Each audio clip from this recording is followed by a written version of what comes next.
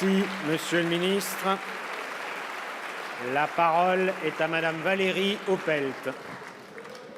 Merci, Monsieur le Président. Ma question s'adresse à Madame la secrétaire d'État auprès du ministre de l'Économie et des Finances. Madame la secrétaire d'État, la première étape de la consultation publique dans le cadre du plan d'action pour la croissance et la transformation des entreprises Pacte s'est achevée le 10 décembre dernier. Si cette première phase de consultation s'est soldée par le succès que l'on connaît, c'est notamment parce que de nombreux parlementaires et chefs d'entreprise se sont pleinement investis dans ce projet et l'ont porté sur leur territoire. En Loire-Atlantique, 2 ateliers ont réuni plus de 80 acteurs du territoire autour des thèmes création, croissance, transmission, rebond, mais aussi numérisation et innovation. Ces acteurs de l'entreprise, que je remercie, ont été nombreux à exprimer leur grande satisfaction. Ils soutiennent pleinement la démarche mise en place par le gouvernement, une méthode de travail qui part du concret, qui associe les principaux concernés et se met à l'écoute du terrain, au plus près des attentes des Français. La consultation publique, deuxième étape du processus, s'est ouverte le 15 janvier dernier.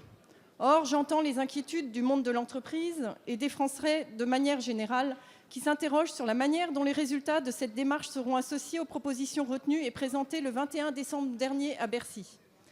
C'est justement parce que le pacte suscite une très grande mobilisation et beaucoup d'espoir dans nos entreprises, pour leurs salariés, mais également en matière d'innovation et d'emploi, qu'il est indispensable, Madame la secrétaire d'État, de rassurer l'ensemble des parties prenantes sur la manière dont leurs contributions très nombreuses seront associées.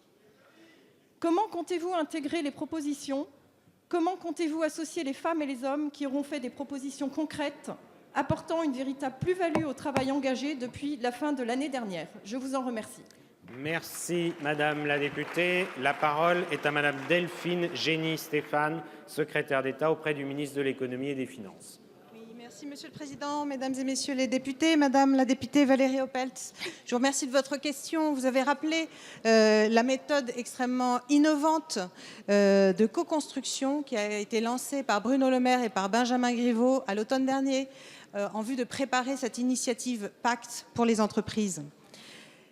C'est grâce à une étroite association d'un certain nombre de parlementaires et de l'ensemble de leurs collègues qui ont pu être consultés, ainsi que de chefs d'entreprise, que nous avons recueilli près de 1000 propositions venues du terrain au plus concret sur la vie des entreprises. Je vous rappelle les ambitions de cette initiative et de cette loi. D'une part, faire grandir les entreprises en France, leur permettre d'innover, d'exporter, de créer des emplois, et d'autre part, de repenser la place de ces entreprises dans la société et de mieux associer leurs salariés à leurs résultats.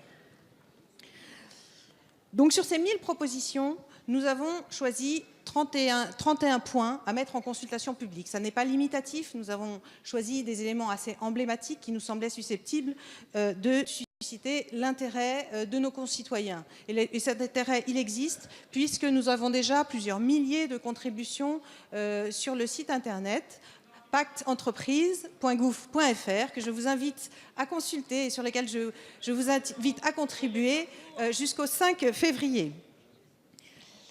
Nous souhaitons recueillir le plus largement possible les bonnes idées et d'ores et déjà, ce que nous voyons est prometteur parce que toutes les contributions sont visibles sur le site et donc vous pouvez réagir aussi aux contributions nouvelles que les concitoyens que vous rencontrez ont déposées sur le site. Et donc c'est au fur et à mesure que nous regardons ces contributions et à l'issue de cette deuxième phase de consultation, nous pourrons tenir compte de l'ensemble pour déterminer le périmètre de la loi. Bruno Le Maire et moi-même avons d'ores et déjà indiqué que nous recevrons les meilleurs contributeurs. La parole est maintenant à Monsieur David Lorion.